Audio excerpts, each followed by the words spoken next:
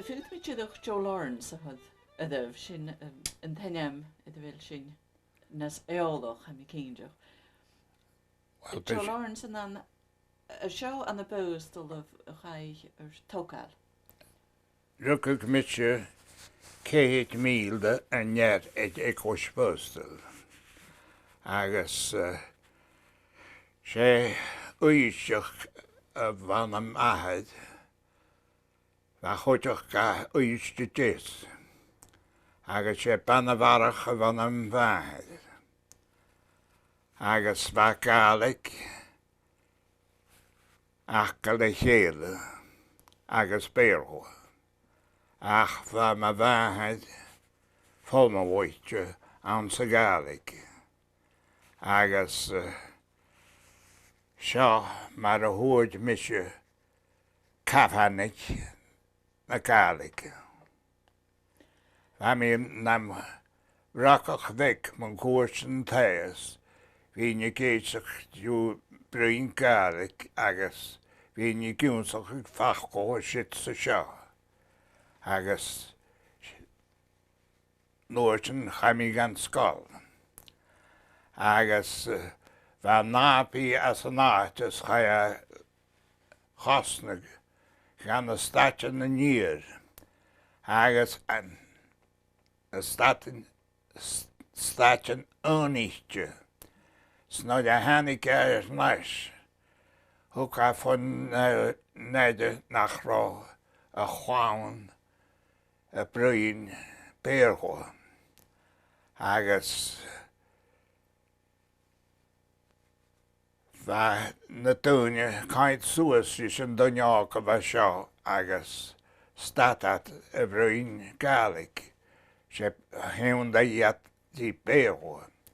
Agus as an toi acne an nun turas a chonne to Gaelic san nede vi gat a gúni na noide vig mahad agus ma vahad bruin ma yin grachen nach bachar ma chosen a chonjin. Nis ra Gaelic ac yn teolwch oedd ffap? Va. Os yn dawn sy'n hyn? Va. Agus ra chlawn i'r ffap y bdi yn Gaelic sy sgol? Agus ra dy cymws o chwg sy sgol? Charoad a bruin fachgo Gaelic an sy sgol. Nach ra? Na am bruin yd a fachgo Gaelic sy sgol fig na sgol yn yle Macagast. A fe sy'n y tachwrs gyma trich? Va. Agus Noorten statat gan Gaelic agus Harsich met je die onsach in de beerho. Agus charakus de Gaelic akemach fachgo shit se seo. Agus Noorten hannig braad mahar. As doi as ko vivid. Zet een tjoch ma jedige vaun. Agus wat da feher. Fiurekke. Se lehoen een avonde. Agus charos smit. Beerwachke. Ach vine kopit kanwich is die dan een tenme weet. Agus waar mi kielsach Gaelic machine. Agus an naam hockey waar gat nach robeerweke galike ga eet nach rokeljaureke. Agus hockey ga pep, it's we ga kind de pep, it's figging pep, it cast my hair. A fel ik a leid gra leeg byrle. Va. Agus va kietje an naam hockey kai so goeie sechat an sanointje. Agus gavat eko een tool, wat toelach gekre, tjedje een tool vaan. Agus wat a koen is a kachan is, agus orne vada, gooi dat de macht, je wat a nooi. Agus wat a wat hasje garo, het vat, hoeste, wij is dat hem heen kle weg, je vaan. Snat die trush voor het skjoen en teeg, kuit vis als je hasje garo je. Dus naar de was je ook, agus naar de haas ik het er tjoendag, go beurle an na heo. Rá dúne ma chóirst deannach go leor beurle hekas gan clown is sin rád an na cafach le gael siachad cwrs na Gaelic. Ach was na Gaelic I de bhéro. Agus was na béro I de Gaelic. A da chan na tal roi bechéle. Roi bechéle. Ach a ganyan sin giwn sich si Gaelic y blian agus giwn sich siw sgri agus leo cwtioch. Cemer a hog siw sin? Ma bhead sgri agus leo Gaelic agus hennigi vai McCormack agus va árainn an túlaich. Bigi sein fet na húna? Bigi sein neidir bigi copis an tai agus sníam sa cart agus fi na bir.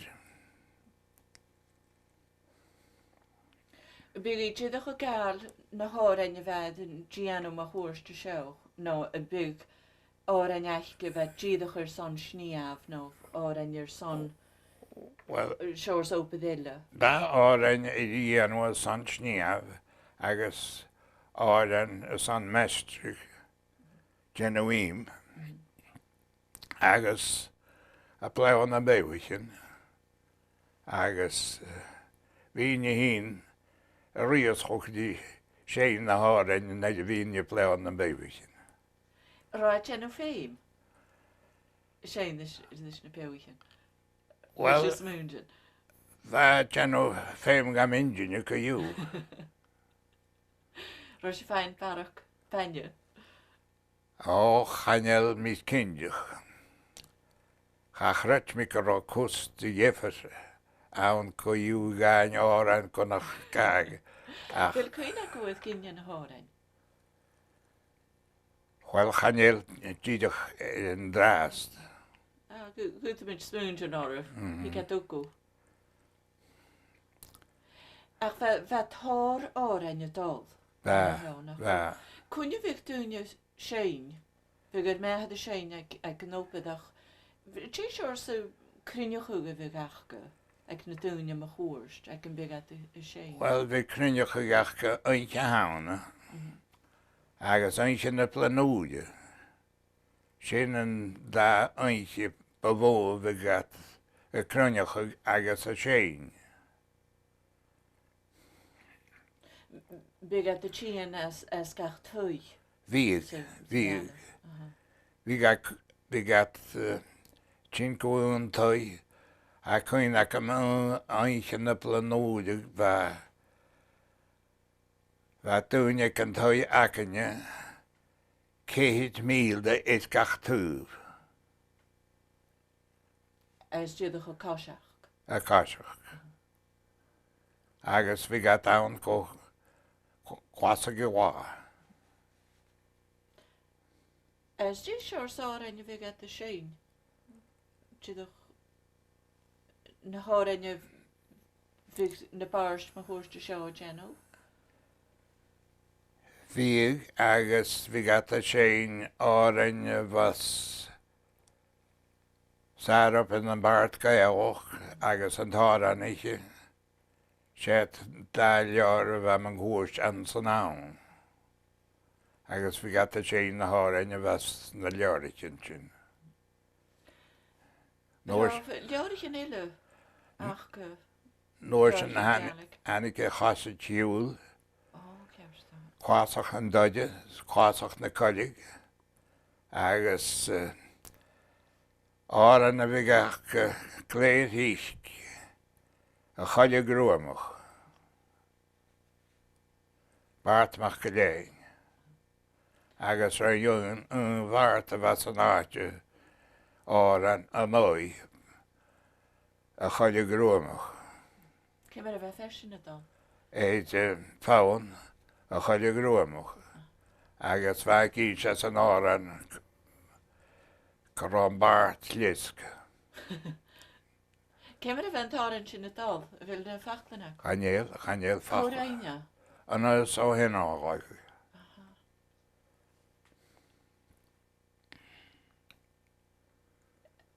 Bheith tríúr nó ceirid ile de bharst, má chóirst. Bheith Na bus do réine. bheith cagamach gníd agus marad mach léin é bheithas agus móbráid agus dhéanana má bhaid ceann árainn agus anas caimbach och bheith grúin bóiú bheith mach cneachcha éid bain bhearsó. Féime gorá tíadach gorá ingadach tíadach a bhí a misc na bárst. Bheith. Nach sí bheith forstanach nar a bheith sé fá suas a misc na tálantan bárstach ca sin. Bheith mí bec an roanamach. Súl? Charrit mi nach ramí bec an roanamach a san a chuit bhún gan an Joe árainn úsach. Árainn siú léh á? Bheith Árainn a hácu? Bheith díos bhráidean Petig agus Paul mach cneachcach bheith a fuidechaid Spaine bharisró agus chaiad amach a dí chéile agus an bhráid eile uliam rain an táran gaibh agus Petig agus Paul bheith gan animach me na hostel. Agus rinnes an táran, Sétalí haróma hocaid, Sétalí haróma hocaid, Étalí haróma hocaid, Spíoich an óbíd a hán, Smitsan táte seo na éirin chógasúla go léire, Chain na hostel fer chéile sa réite chanealí ann, Sétalí haróma hocaid, Sétalí haróma hocaid, Italy aroma hocaid Spíoich an óbíd a hán sin mar a bheith fáin. Bhfuil an cóiré acu? Ó há náte. Déime dheoin féinne na hárainn eile. Na hárainn féinne na hárainn ag Callum MacNeil acu cúteach. Mína na Ballan Hiarin. Ballan Hiarin. Bhfuil Mullen na Gaelic acu páirste sin. Áran na Gaelic. Gaf se pecanne sin.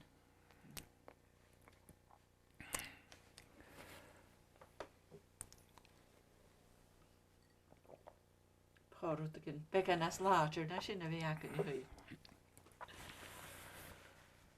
Si do láidir go learan dú. Seach gan na céist. Ó, go dtí. So gur talam gur talam ó gur talam hí na Gaelic smór an talach le mingin bhí coingin caint má bhar. San ggéil ná tían a cháir mar ba cháir gan sa Gaelic com a bháib sa dúis sin cháin I chaníirnim cháil go bracha. So gur talam ó gur talam hí na Gaelic smór an talach le mingin a bhí coingin caint má bhar. San hí ciatí a rúistaí na grús na bhuaich gan árainn sna gael fan dánig gachan ju siad na códig fún I Gaelic. So gur talam ó gur talam hí na Gaelic smór an talach le mingin a bhí coingin caint má bhar. A Gaelic agus ceann na pípers go hin an lom hín na gaius chabig sin cóirianní ion an pípid na hami sócar talam écar talam ócar talam hín na Gaelic smór an talach Lamond a bhí coin cain ó bhar. San inji Joeseph mi mónis tekas kek cún mo var skos an gael a dans an nór mi ha hod mi cód im Gaelic. Zócar talam écar talam ócar talam in a Gaelic smór an talach Lamond a bhí coin cain mo var. Saim ha cotiano guan ac san haike ha boi na partach hai jesha lans calcua gan camawi trwysig na cani socer talam écar talam ócar talam in a Gaelic smór an talach Lamond a bhí coin cain ma bhar. Sma fásas mi hín go siad I féim niptiad an rin Gaelic mar a dianna sin da rian mi ni min tliad hio mar hami. Sinna gléfa, tapalú.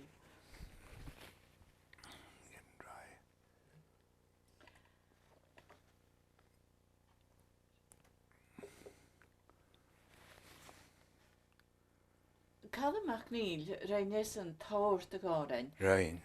Bheith sí seolach chud nach rá chud farst hachas siúid. Nar bheith siúag. Bha mi a díach coin agam go fachca mi at an turas as an toiacan sa gael orin. Is cunne a bheith an ma chúirst an na heo cunne dhéige. Ag tá se go lín seo, Sound. Ha romiseach nam rakach glé ág na dhéige.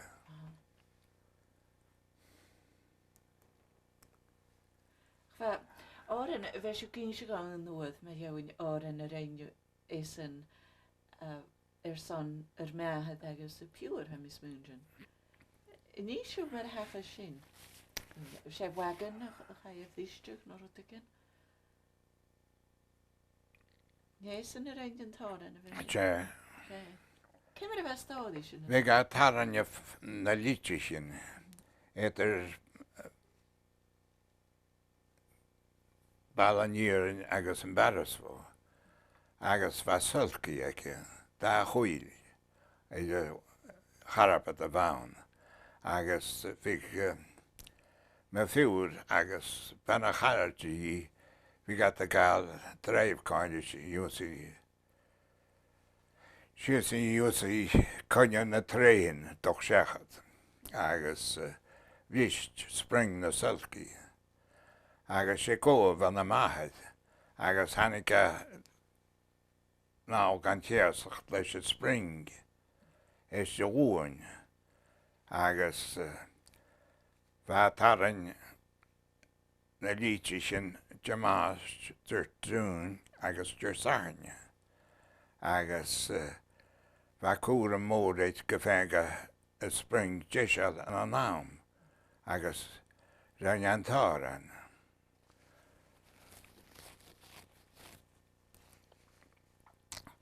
Srain mi torot sgan fwy na dy o mi joen gael spring an sicher sich nach berge mi wam. So gertraum ha mi chem an hagak mi in jay ha mi jomach chanars mi eis ma kalsanyesh. Scatter streak va mi haufatten on a gag mi iawn ai fatna chwyd me wafi sy'n carig at chaw. So gertraum ha mi chem on a gag mi in jay ha mi Joeseph Hannar smier Macas an éis. Schemo bitsten darna tuber soni an makiljaval rot nach janin asach chasat smona beacon sud. Skanda ja mit am grag dokla shoutin chamars kemar et mi nish na fianish bibiaka kefaz. Gaat de sponge het rie nooit nach de rein het marien gro as en mara ha mi man gas at golie. Os gerutre mi chem chanel sponge den jees. So naranja I horsur pimeten an isre. Ga ik ook kos het verhaus, kan er een ja torst nou. Bot om oren waan, zag ban van. Ze ook just one in the spring, gaf signor en je swing. Garotje de was nooit aan ik mag zing. She is a source at Wamel, Pidim go when you che, I say yo a shock a prach, kagas and came. Zijn like that. Agus sé nahad théin a réin an opad Sé. spring sé réin an cara. Is de bheit an tréin atá seachat an na heo gnáam sin. Bheit sí sé gopad is ag na tréinechin san páirstein bheith acu nach rá. Bheit mi copid é de rá dýrin. Agus cúne háisig sin, cúne háisig an opad acu. Háisig mi sí é opid in 1943. Agus scoit mi in 1970. Sin opad a bheith acu? Bheit opid é de rád kom na trach an Joe Orton. Dúdach ma chóirste seo héin? Étar seo agus Halifax. Agus chaimi vantan na dúsach córs agus nóir sin chuid at amach a rád mi san a hegus gan dún éile. Pencil is paper that comes blackboard is crayons agus he will me it motor car étar Sutney agus Halifax agus she is Inverness agus St. Peter's. Ne, sin hiad checkers go rain siú. Sna bheith mi fiachan di fein amach fiachan di smúnjan came ar a hua siú is de go checkers Gaelic is canon is rutan mar sin. Nou, de scoot me a gopje de raad dierin. Gooid me op het wat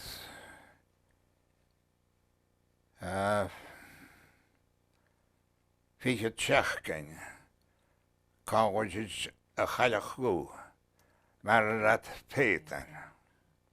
Agus waar me zo krunjige oren is skjauch en is rotse pie zien je waar njaunig.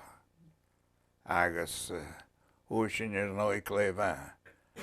Agus noorschen hier kan begaar gaan, daar gaan die checkers skal.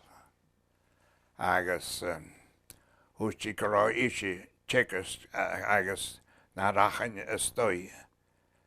Nam scholars kan je gaan pepen en agus we gaan logal gaan. Gaelic a hickas don náit sa brí.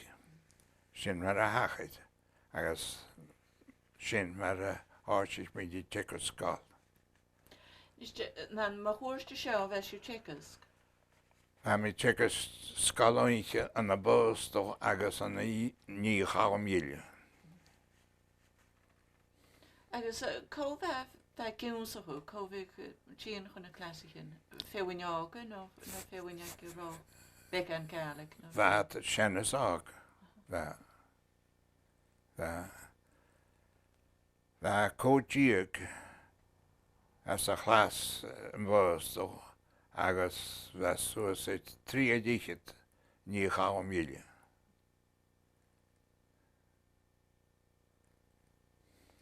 Dé nóne chum se suas na clasicin a bheith sin. Pat cóid blian. Cléfa.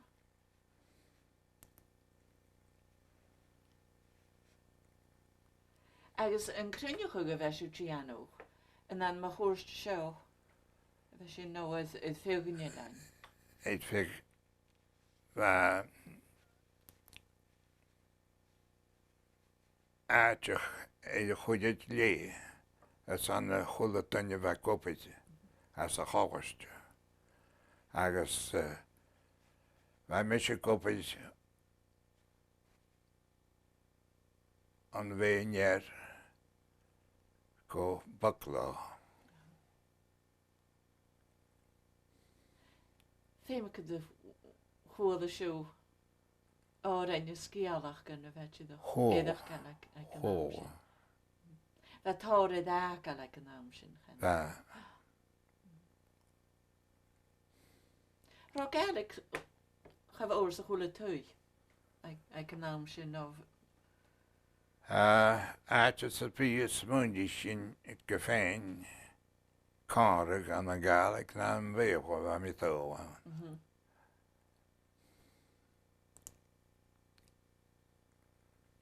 Ach nar a bheith siú feas suas an na heo bhí Gaelic sa chula tuig. Ó bhí. Ach bhí gaiiteach an nán bheit tíligus máteala sanna bhí brin Gaelic. Charátar san. Ó charrá. An céal. Charrá. Bhí ach go dtí Gaelic. Charrá. Agus was na béirhaid, was na Gaelic é a bhéirhach go héin.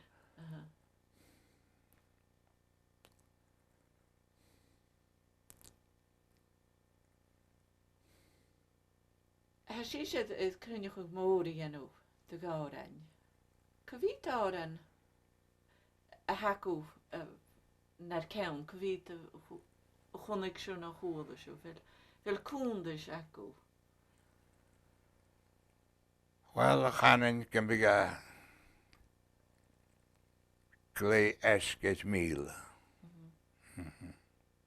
A bhíh siú séin. Sé, múgúte barach.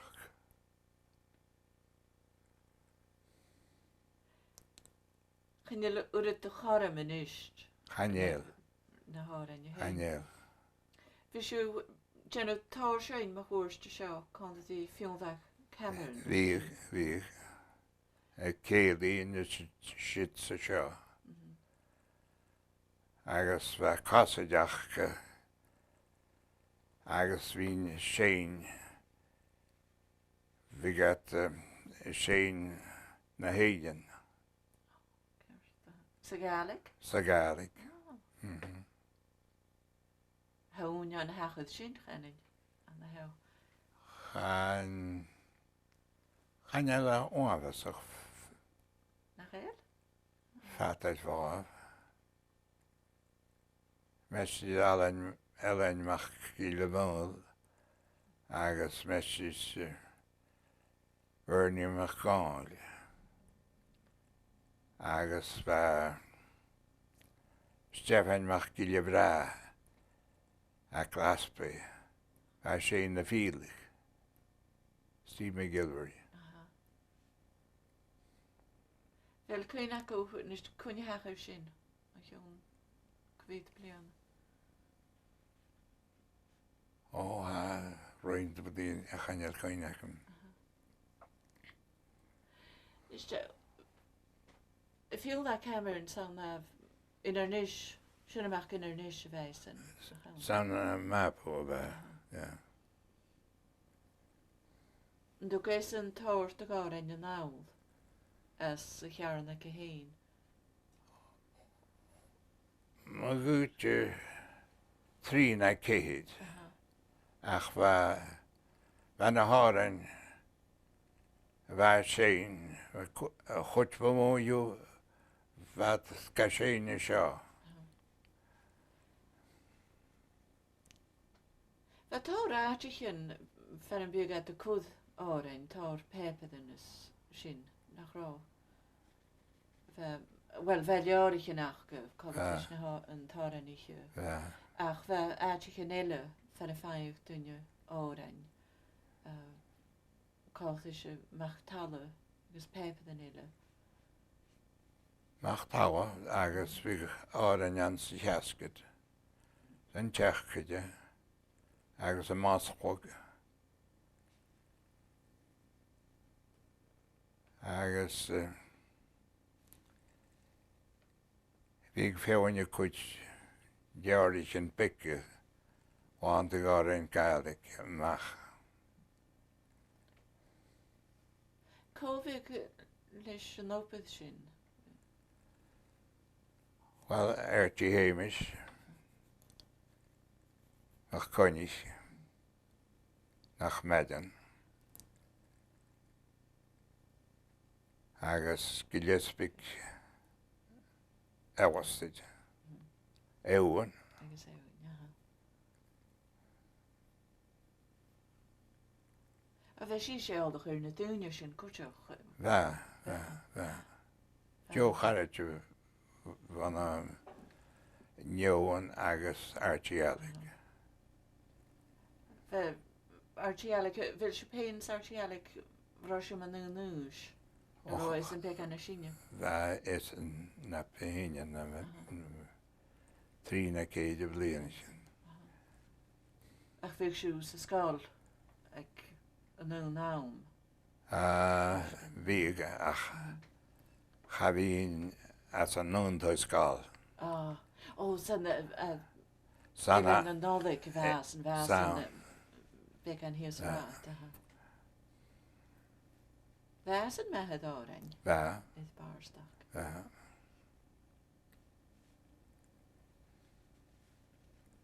Bhfuil cinne na hárainn achgus an acú hef. Goín sin fudasta gan bhí. Cos mór an trúgadh. Ach fé mé má hochad I gael. Wel meis fáscí fyta sin tíileige.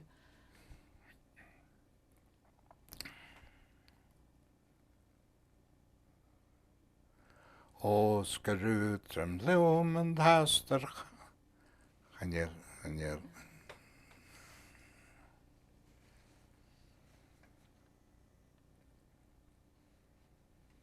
Tín hárainn a bheith sin? Hárainn a bheata.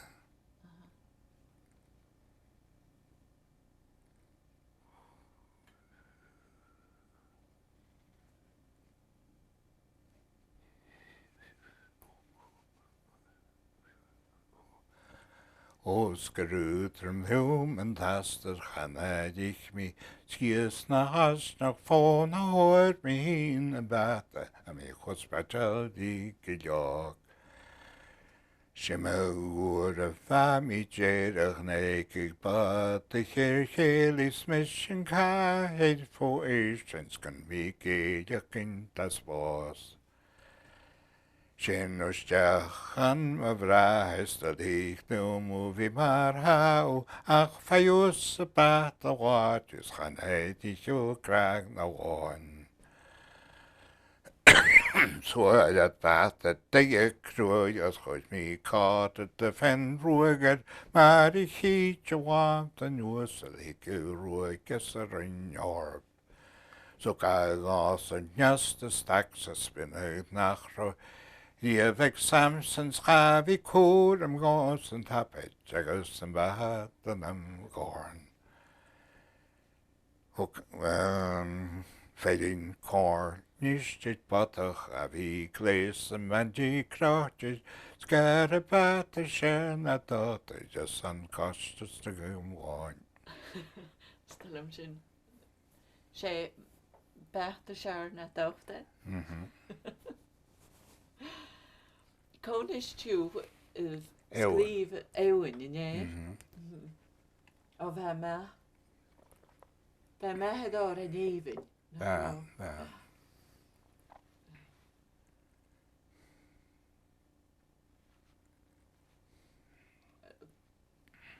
Réineh an táran sin a bheith an teall núis a chu trugad.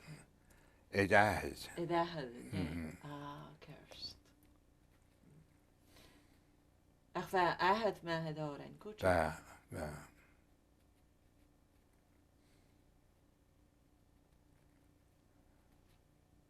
Joe, charachtyn y fi ag dynio. And it's really always na de hannig met je meetjoch. A bostol. Chara sienach brin tuahanachot. Rachatau gane kos agus harsi genega sharman pek.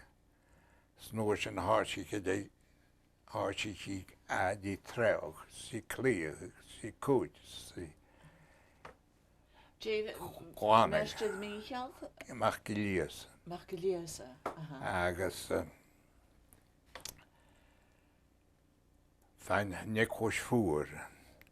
Agus vi ga so si da woord fisker med jo met nice gachi. Agus Norsen vi ga dorst dunja truro as a hawast. Agus dorst goin echt riest graiten i Janus. Norsen wat halike en ban kroge hurst ganat. Kaju hokat krog ganat a chatoid unus. Kinju ach ranja oran. Sin ferde vel raka de maien a hen bana. Fer nach che, nach elche, jo na vaich, piaken waken im. Sane kertje plert roro sarutjeno in de kondan. Goeie mas door karnieuws is nach beetju I ounce and dread.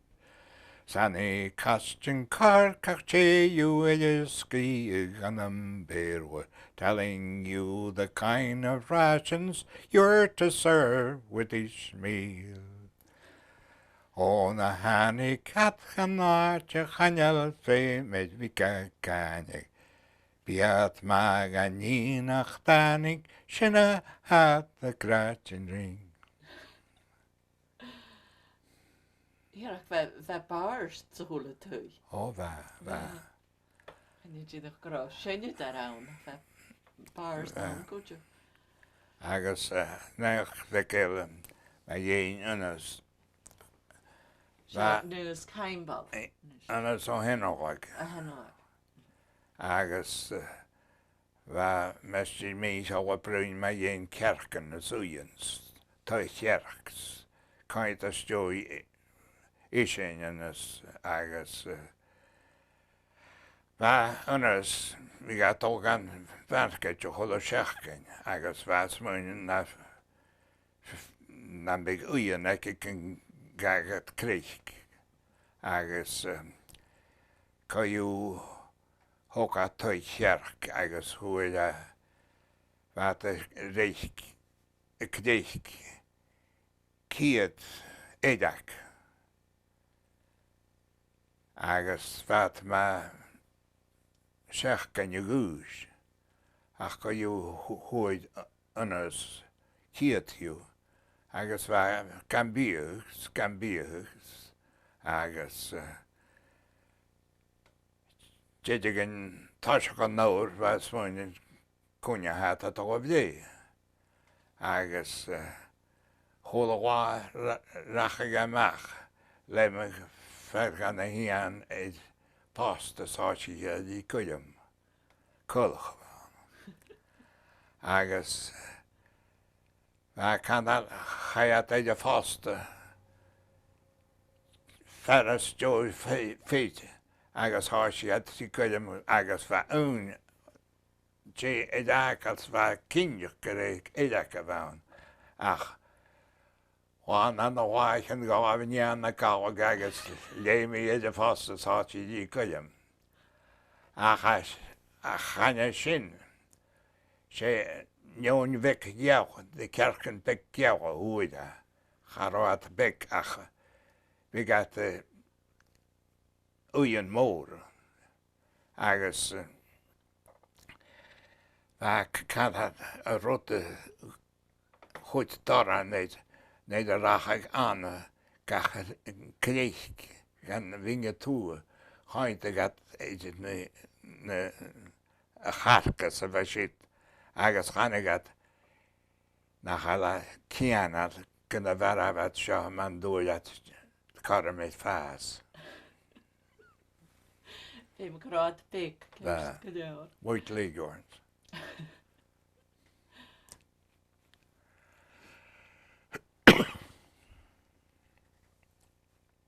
Roh, y chwle dyn yma chwrs ti sio di tŵa hynachas. Da. Do, yw chodig yn ha. Eter yn carn yn coch. A tor yw sinach. Da.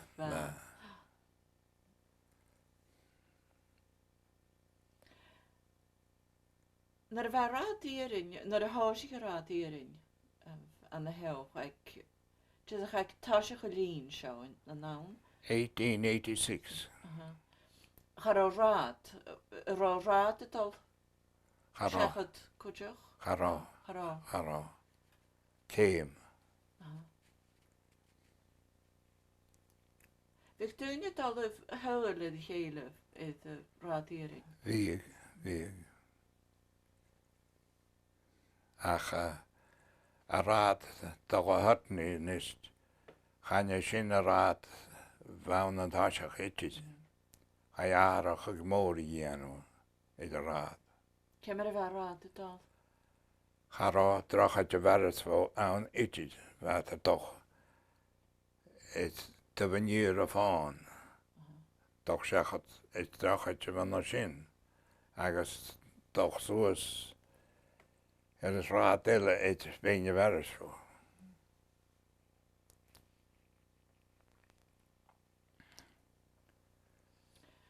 Stel die accu nooit met jou in verre gaf, wat al in een skipper van, captain, wat al go operbatigen, wat kan je als een schakku zet niet toe. Ken je wat in het al? Wel, han ergens in het theepakken. Agus sé Patrick McCormack eros skrif an the Gaelic agus ren misje etter hengige gara agus sé ti hiet tjo wat a gleon vor agus harsi sé di lekal kolleg si hoske si hoka doid laketjen gan Joe agus va mastekes hoka saugbek agus Rönja Grinus gan vandata va toka agus o hulle saurig vi gat av jiskach Newfoundland agus va so getog en gewaar en dan me we dan toch sé me riellen agus vigi toko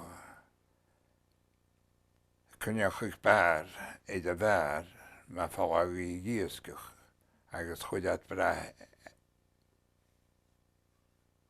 icesan gorátálach go a bhí cáhaidú blianam mar a báist ach go dún a háisí gesan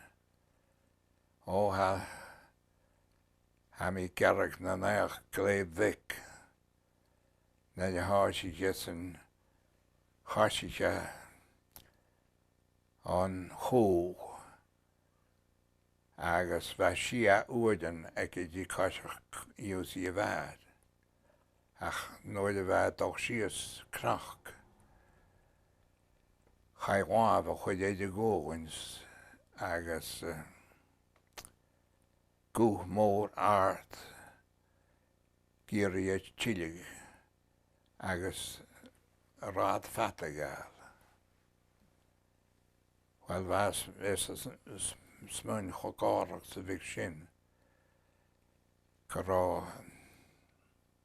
na racha gair nes go migi a ró anamach as anna Mary Ellen éiad fáirt ag Mary Ellen agus chúma ar nói a chat ar rinneach fáh bec an únion na de chaidstát a díiste agus an gú go maith na pe hresa iad an turas seo agus chuoinach bheile dó a hiile go bhíceall agus thuiste nach rá agus as muin gur é cuite cin bheith as a jói agus gur é clésan a bheit a fiachaní chudéid agus stát a tris s bheit cíisteach ach a chonig a sianach na heáine séins na oscins na agus chúma ar nói chateach a glé ata na a chuid stát a de díist agus chuoinach an gúch a bheile dó a hín a bhícheall a hiile go bhícheall chuit sé an nach rá cha a thucail agus a cheag me díist tréan iad an tachu agus na de bhuail iad an tachu bheith smún gur a chuda cnéamh díiste sa chola féithe bheith na cháin do go bhostuach agus thuisteach an tílig. Hí lesan agus bheith imime a chá as a chó ach dost gínse agus dost erab sa senas ág agus caú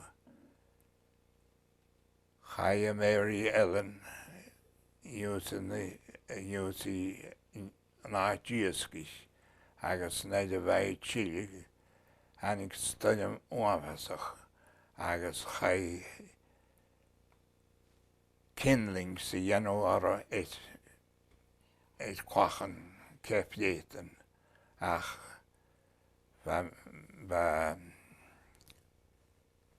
mícha bhach chuin bheith sábailte ga bheith rád fat. Méach geile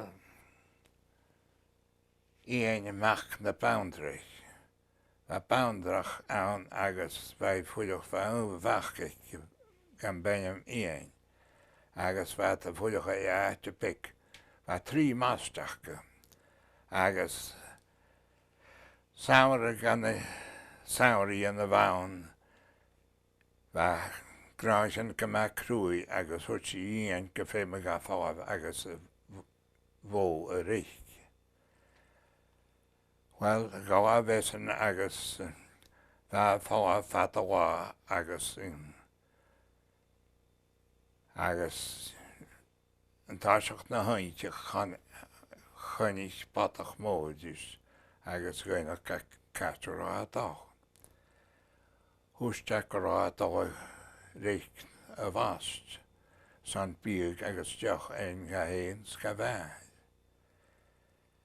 Gré cheasta san badach, ceanna chiimi se bó agus féidir mí se út tuailte, agus na scúla stúil an tuailte de bhór, rutsa bí a smóndigus tú a díhast, hicaid an tuailte, agus bí neidir vis tú óg gat bhíag, ma vis sneanna leacail futa tú chuid an darna túb agus an tuailte chuid an darna túb agus san an bí. Well, bheith san ionna smún go rá seo díideach uafasach me, agus so gadais an tuailte, agus neidir bheith man de choní cheidir se bhatach, cha sechat é tui, agus bheith smúntín gan tóla ga gan tois go fanna ga fat na hainchig, ach go dú hóla as an tui agus chuí se fat na hainchig, agus bheith gillan, agus goinach gat ga stoi, agus goinach gat ga rand hachra said, ó chará ha bíag ag am hín, agus gos go lan túilte, agus rot sa bí bheith smúndich go éid íche, hanig gaid an tuailte agus íche an sin, agus chuid an tuailte an darna tú. Neidir chai iana cható, chai na gílan iús an na hóta, agus bheith a smúne chomása bige an tuailte goid. Goid at an tuailte agus chuid at a tseann tuailte na háte. Chai ian gachaí agus neidir chai ferrará a bheith bheith cathacait dó agus ysgol na tuailte san fiachan I bheith a rot a huaile. Agus goiú ysgol an tuailte sgat a bhí gacha fosco cas chat dían tigi sian éid an tuailte.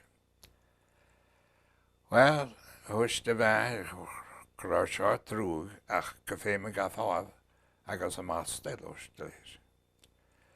Ráine an tres nó rota náhá agus choinich an batachtis géireg na hainch scainach caite bhile a an dú. Ha mi do a réich másta san bíagus deach ein gan bheith. Well, ceannich imid se bhósin agus féidir mé gút och agus fiúch agus boxa agus chuiscí a bhuch a níú agus bíon sealainn a damsa. A dhéanta ga chaid seo tuairt agus bheitsmuin go bheith uásach me machchas a chodí bhí chaid idir seo fat na aonchas fat únas híl ar an leis gachaí a chul as an áirtí cheanda agus bheanna gillan an smún dé na héanaí a bheith an aoncha sin agus hánig get agus í se thug amach an boxas háisiige óch tí chuisc na fílag sáisiige sealainn damsas a dúlach go chomása bhíh siad gotead sin suaid at boxas óchas agus sealainn agus chuidead as a boxas go a bhí ein gachaí neidir gas go an boxa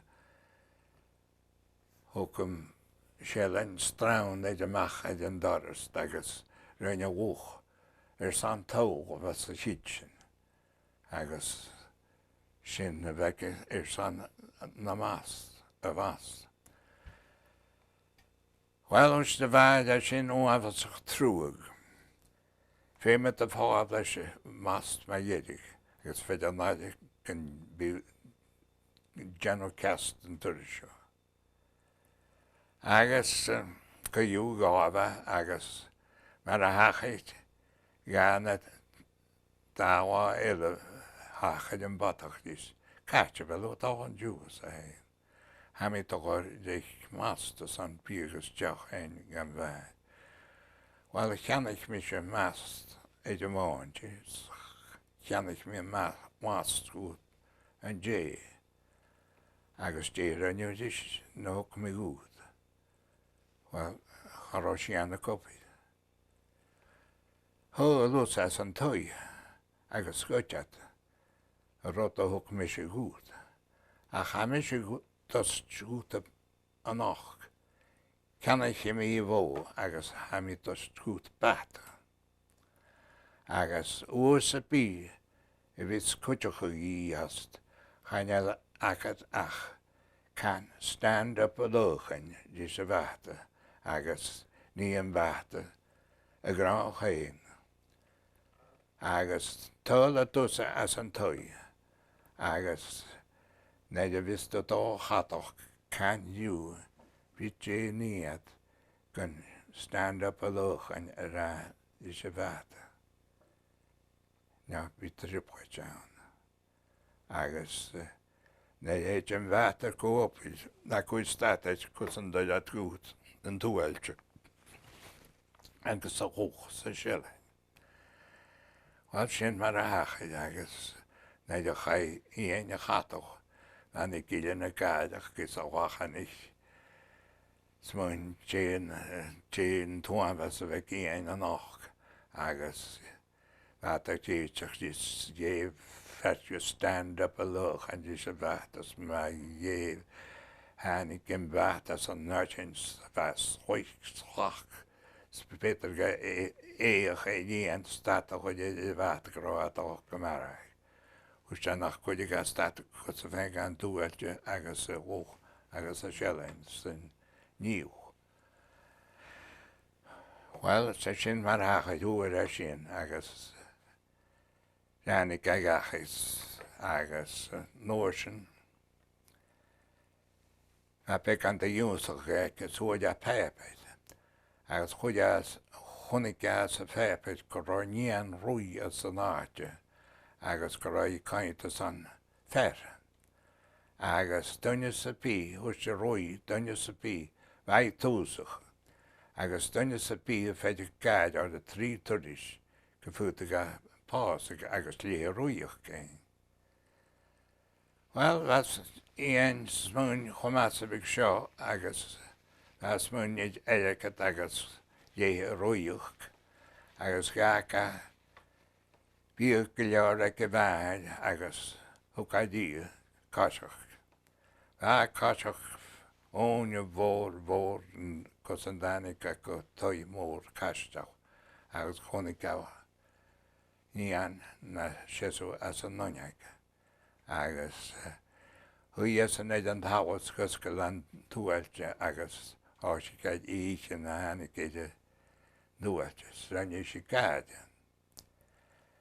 Nilsen hu ga box an boxa as a fácha agus háisiich a bhchrí sé na félagus a se lenne dásas renne gaidéile. Nilsen van vata na wai is an táú agus which a stand up a loch and you se vata so renne vata cem an nóf ar ráhas renne gaide trí turis. Van na túne sa chaisteach a gáil ewa idir seo agus chaiad go dhé si gan rúi agus dhíar a rúi Mach agus an duine just stoi agus cha íon stoi agus thusta roiid íon ranne thucáidis nían acham sa trí turis. A cha níos féime do catachcáin í trí oinche má féh í pásig.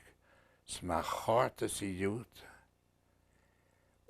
dí fuad a pásig agus jebal lé a roiach. Glé cheasta síon agus bha dúch gan agus bha a húil a de níon. Agus I siad tainte an deachaí íon go táimh hánig an dúch agus thuisteach an duide ga pochgáid na fuiisi ga sochcuid as a lepa gan na gáin cháid níana a roí. A seo lé bhean. Neidir géadich níana a roí sa bhetain goinach go roí deimar a cháirt in gíide bheith siad sí a roí. Hat a cháirt ití bheith na stumpan na chatáid túbh na lepach. Well, as a roí ga dá í sé le idí go réan ach san tres í sé hánig an dúchs bheith pochgad a Gaelic tecan. Ó gan Gaelic de dhéan agus a dhéan is mún chomasa bhí gan Gaelic san dáir. Agus chéir an nó rút dar an haid ach an tres í sé hánig nó sé mai dhéidig ag íon agus bheith pochgad dóimein agus íon clé chúramach fannaga an náisiún na lépag fat náithgus an go féig an na dóimein agus háir na bheadach chaiad a chaid éid a roí agus gainach ag an nían deimar a cháirt a dút a roí chat a cháirt ití. Bheith leúan an céid agus at an dachas oras thugad íons thugad sios at sguscail at an géid sé at íon staif an na leúin. Agus bheith bheith agus bheith an thuailt agus bheith an box a sin níl agus nuair sin chaon dúch a chaid éid a roí ach an duide gasan na test a thugad a dhéan. Agus I siad dain sin na a chaid an dúch gus nían gan lepi thuiste gúch sí se an telainn. Spoch chuine bhí seoithn ar táimh agus ben is méistid a catach cáid den nile agus gáhabhat agus réinad suas gan chuidig a ghuch a thurpach suas an strán an dúch agus gan racha an telainn an bach go háinnig agus gan gcuidig a gahas an dúch. Agus hacha sin bhain dúch go léim as a lepi sa roí feiceann teamar agus ag déach nach a rúta bhain a háin nach a rúta bhain a ráin.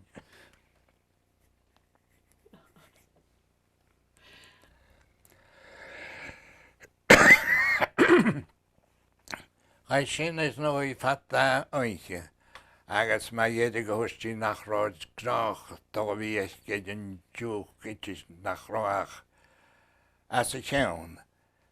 Léimete céad feicc an nóhaidir fat na hainse go céach chana rúta bheith na háin nach a rúta bheith na ráin. Ach chuú óstat rói feidirmeach agus chuid as a séad sa cáid íon agus na leúin. Sna de chaiad amach bheith íon na thuiad carcas gan na leúin agus a séin bheith ócha séin na fílig agus sedaine dása agus chaiad ar leis agus ní se gan roí rud a chonigad. Well, charán cháir éidir chúis ach betar de dhéan I chóir neis gan chaisteach agus íse gan roí rud a rinne dúch agus clé cheastas a roí fuair a catach cáidí nían a nach agus deimar a cháirtas I agus chaiad a chatach agus chance gan a cháirta clé bhaidí an áiche sin agus bheith benis mhór éhan éireach ach bheit chá agus bliana agus charamach as an dúis nach rá ruig mo gúirte stíana scar na táinach fó cófeidir creimeiste. Sin mecha díú mór an taing. Kevin Hughes siú stádi sin nicht. Begat léoch nó an begat ginse stádion mar sin. Vi gat a ginse stádion mar sin. Mar siit. Chóda siú stádi sin mar chóirst. Chó. Léha. Well, pachar gwynne, san na heisio fast ski, pachar gwynne. No. Stádions na hárain, acal son baile, ha tór mór awn gyda na chyl. Ha tór eil acw. Ac pachar gwynne facal, son baile ma gwtio. Well, diolch yn fata sy'n yw gobydd. Mewn i fawr. Wedd cwyw. A chwyd mi chiliwg ddaile ma gwtio. Hes wrth tor o bydd i enw gwyn agos hesyn cyma tangeled iddo hon. John Lawrence, tap y lyf. Take a break? Yeah. Afternoon, himself and another old gentleman, Mike McIntyre, and they'd sit down Sunday afternoon from 1 o'clock, from dinner time to supper time, telling Gaelic stories, and you'd hear a pin drop in the kitchen while he was telling.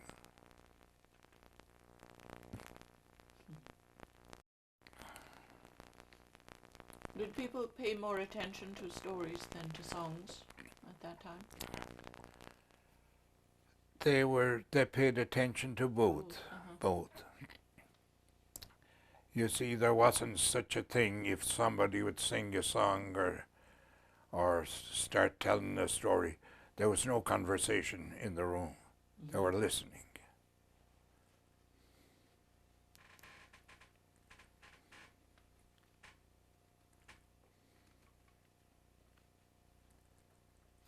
Did you have to work at keeping your Gaelic up? Well, yes, and you will notice that I'm a little stuttery on some of the Gaelic because I'm out of practice. I'm nobody to speak to.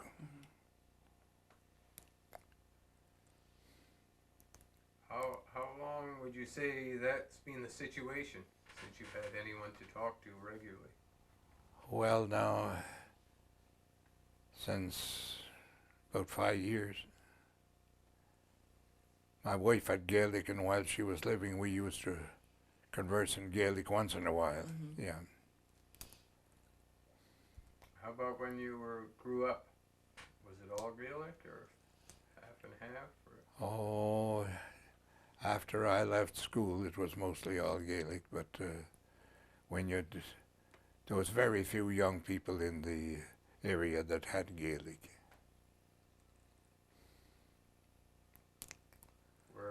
I was about the only one in the area that would sing a Gaelic song, myself and my mother. Still have a good voice. Well, you see, it's getting old. I'm 85, so. Excellent singer. Yeah.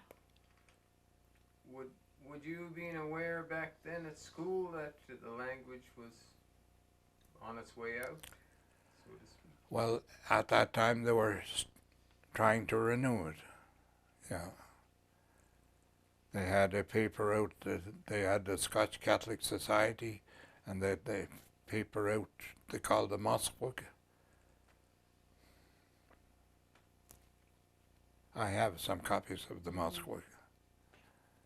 And that would be a Mosque Book was the translation would be The Awakening.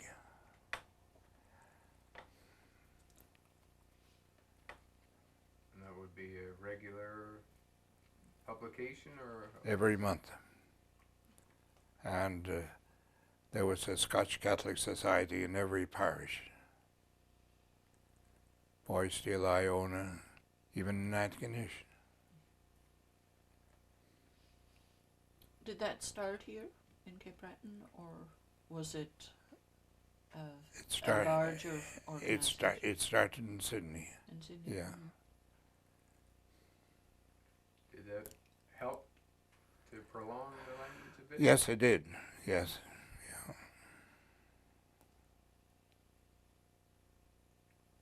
When you were at school, were they teaching it at all at school? No. If you uttered a word of Gaelic, they'd make fun of you. Yeah.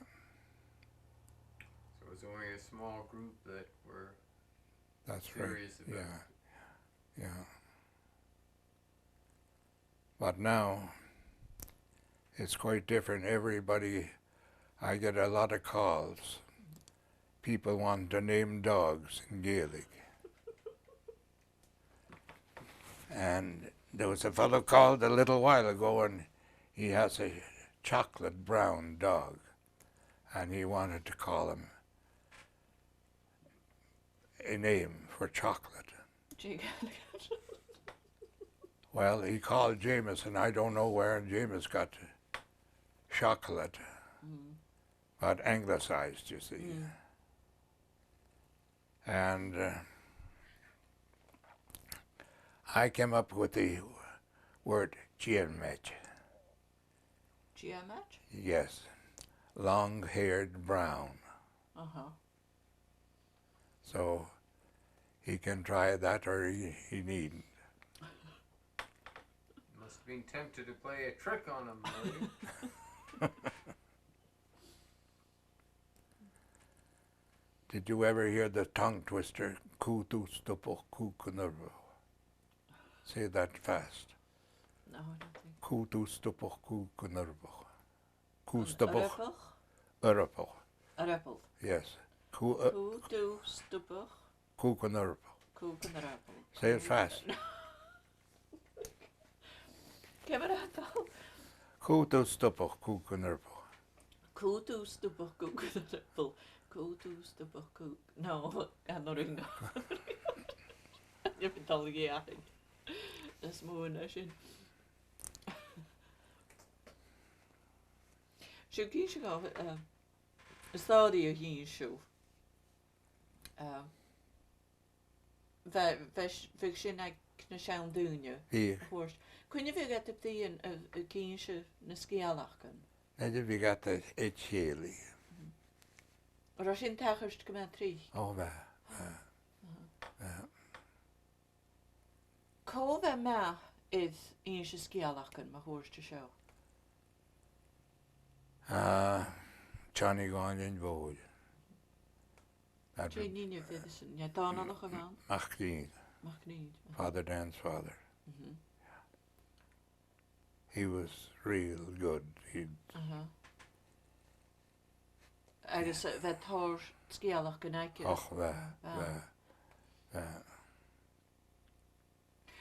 Skialakan mode ike. Fatte.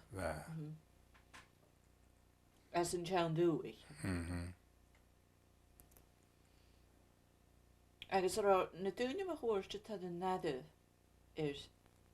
na skialakan and big at the géisteach go mat lú. Vi.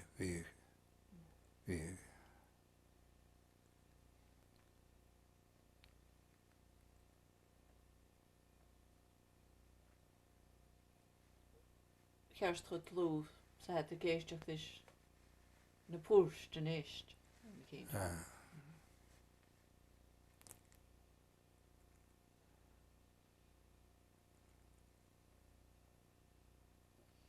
Brad me bad, vi got Shane, agus bad mad. Vi got Shane kuchuk, agus fatek towns on nice. Agus Natalik Brad mad. Penny the noor. Agus Hanika, agus husha puhtuk the yen. Post gudich kan the pochen shin.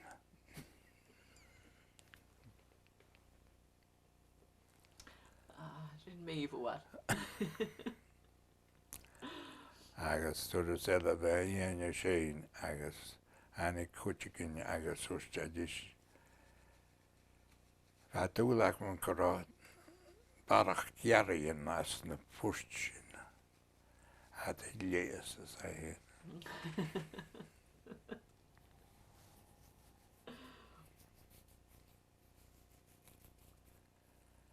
Well, do you think that you got anything? Well, Is it pretty good to me, what I could tell. Is it any good?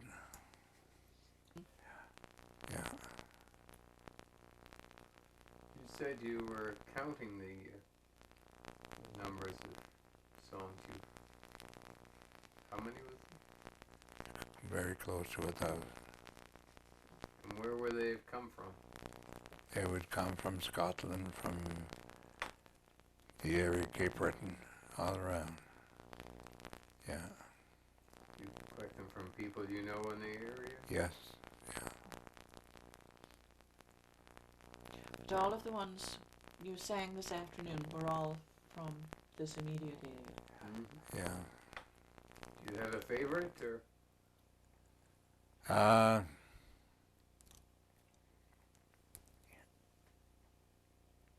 My favorite song is Ellen Yihio.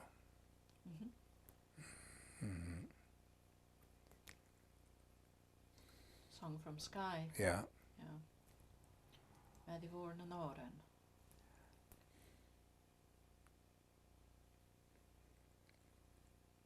And I sang it in Winnipeg in 1980. And my voice was much better than this today, though it wasn't very good ever. But they liked it very much. Malcolm. Would you give us a verse or two? I'll try. Scatta me llawn ei tiag yn ysbron. Sgrian maleichiad blian e'r cyr y ffôn anio. Ham ac na edelian leir dy sarofod. Fi feicin yelyn sgiach na sian ddichan sio. Sco e gyfel cwas gaib na cri a cwas at bel. Ta sein o le hom yn dwans man trwa yan I gorn. Na milch yn chaya fwydach chwan can chod can chord. Va mi an yn gris y swandyn edelen wan I sio. Snish kaini hiu he crwat a was gam was a straw. Cynjait y rom yn chwysgain na nias neu crwat standorn. Gan fi ar craw bwyltyn gach twanach ddoi. Na sas neu chyd fwad a chaelen wen sio. Nis banach leifa chartjens gach at y fel beo. Gach machas ni an ma hydel en art y chio. As kain I siw mari nor fys I craf o not. A fi as o hwri hameltio o capartach beo. Leva sin Medivor na Noren. What would that be about? Well, the Isle of Skye and telling conditions as they were.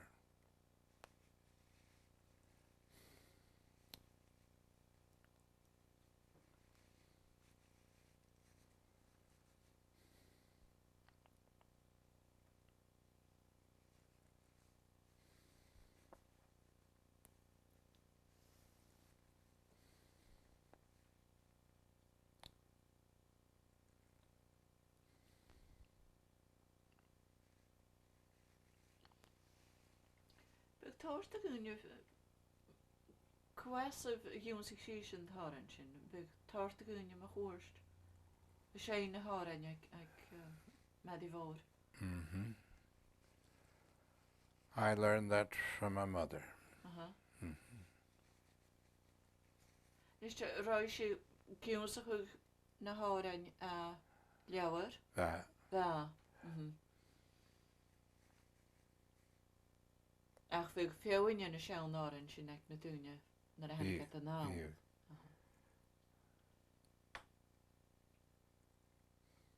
Ba fe sin an a sarápar na bars? Yeah.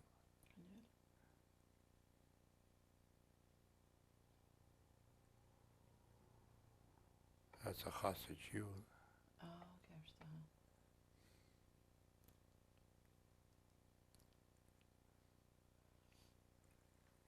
Bheith sin na bhíon iad a máscla agus pepad an mar sin.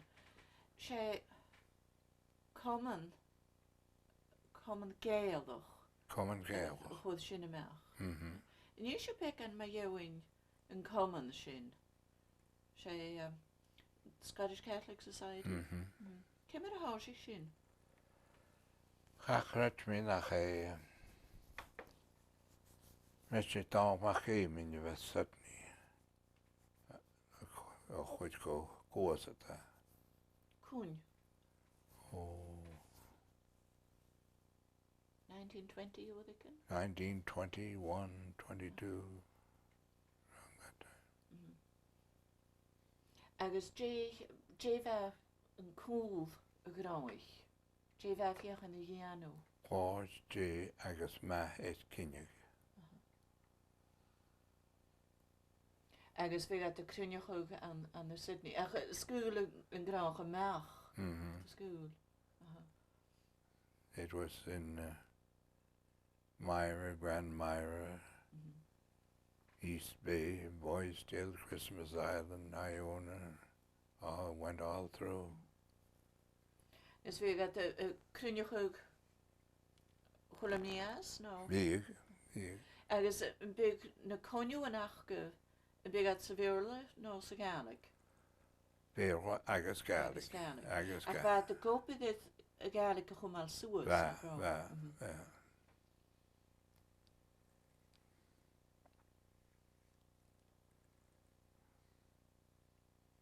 Agus in teachtere Roshin as Jewy Mass Club. Manu now. Agus kwasa bheith sinna tían. Certainly. A certainly good. Nach het a bheith trang. Cúsin na Gaelic. Cóbha cud amach an teachtere? James McNeil.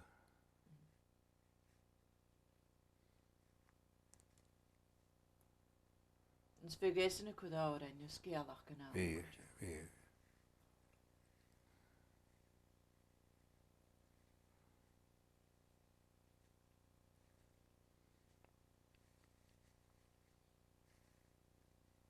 Gaf na pepper an sin. Gaat a bhead was a feta. Had a bhead. Gaf at airtjuf vach talle an den Ja. Ach, bhead mach táwan a bete na ginneach.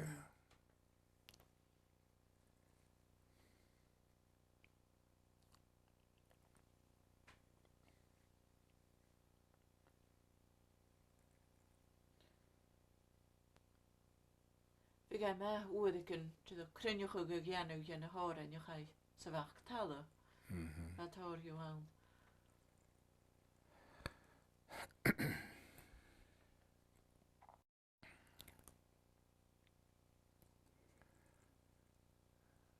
I jeffer etter kavanach. Agus kamanach.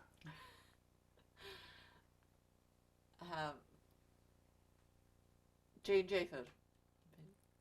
Behar go Shinny Shagain. In both Finleys and the Barra McNeils. This is a kamanach. It's wrong. It's kavanach. Kavanach. Tá H an na hin. Yeah. Dacht chu dat down. Camanach.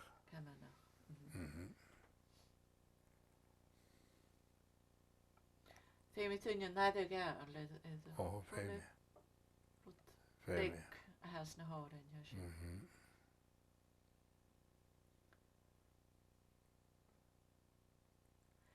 Yes, you see, those mistakes can be glaring. Yes, it's it may be all right among people that have a sprinkling of Gaelic, but if it goes out among, say, people that have quite a bit of Gaelic, they'll figure out what the hell are they talking about. Gaan we de diction J het al. Va oren akkersje. En je vis hem wil je to ski. Anja. In oren illegaal. Oké. Va oren ga je nou me hoort in de huis en baars terug reina. Oren met jou in China. Ga je is China. Ga je lusken. Dan wil je nakko. Famous in show.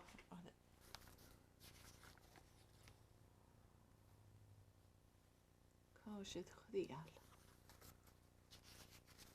Oh, oren in China show en horen. Is een keer.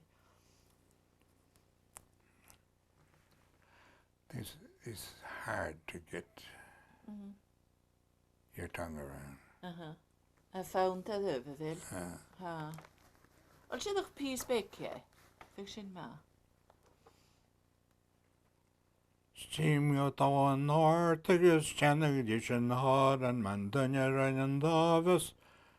Bachar gain hudu, na lake and ginger fog to a machis figna fraken, na chaya figin chani fakya figin tur. Sikran the showing yelling smears so I fig the painting back and down at the Jania, the Kayan and Dunya.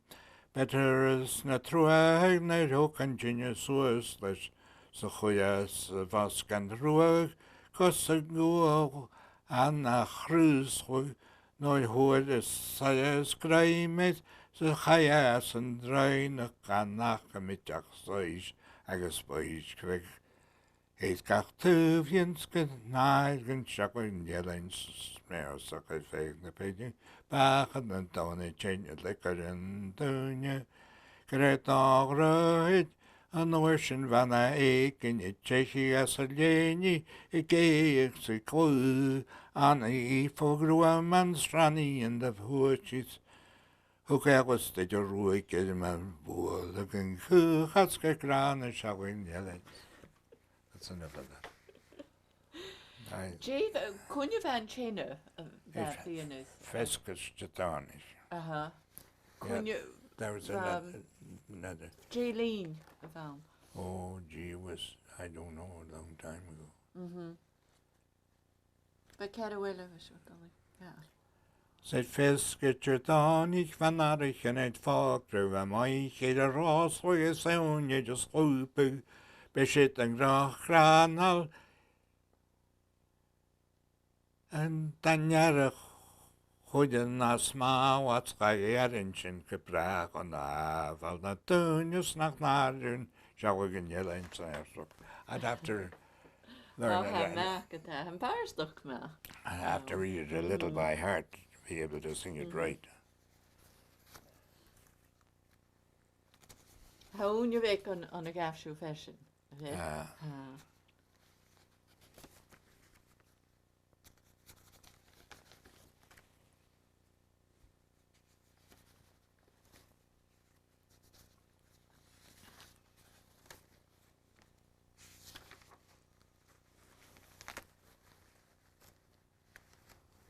Hade goose bekoidach ancient.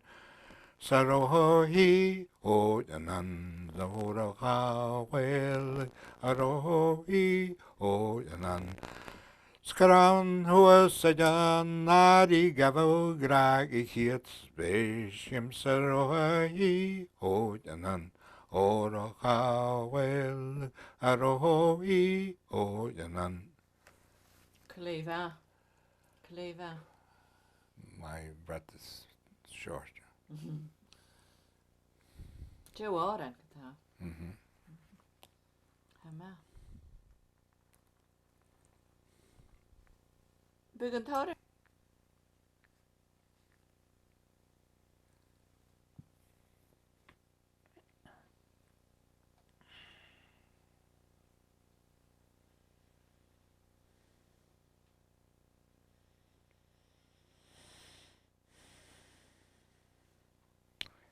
So ko yan orava ho yan down wo ya ko yan orava ho.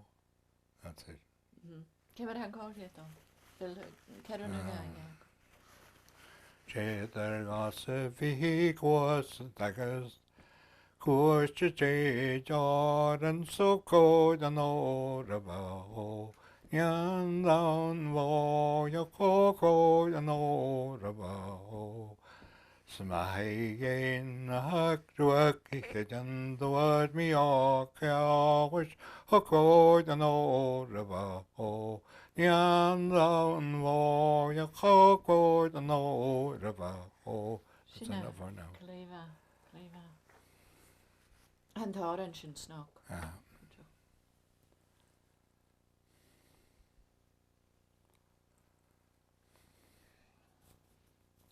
Wel, bchor gyn y ffacel.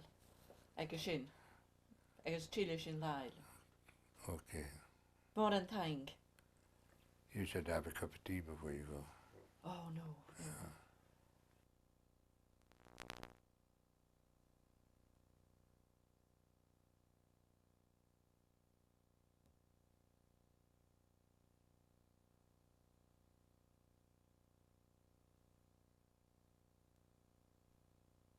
Famous doctor with these. We're on now. Okay. Oh, you're on now. Yep. Good. It's true, sir, I never told a lie. If you were into Derby town, you'd see the same as I.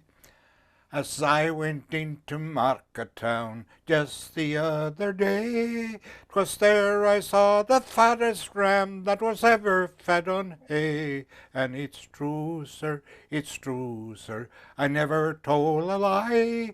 If you were into Derby town, you'd see the same as I. The years was on this ram, sir, was wonderful to tell. They stretched across to Ireland and rang St. Patrick's bell. And it's true, sir, I never told a lie. If you were into Derby town, you'd see the same as I. The horns was on this ram, sir, reached up to the moon. A man went up in January, he never got back till June. And it's true, sir, I never told a lie. If you were into Derby town, you'd see the same as I. The wool was on this ram, sir, was neither thick nor thin. Took all the women in Derby town 100 years to spin. And it's true, sir, I never told a lie. If you were into Derby town, you'd see the same as I. The balls was on this ram, sir, weighed 2 tons or more. Took all the women in Derby town to roll them to the shore. And it's true, sir, I never told a lie. If you were into Derby town, you see the same as I. The man that owned this ram, sir, was neither rich nor poor, but the man that made the song, sir, was a lying son of a whore. That's it.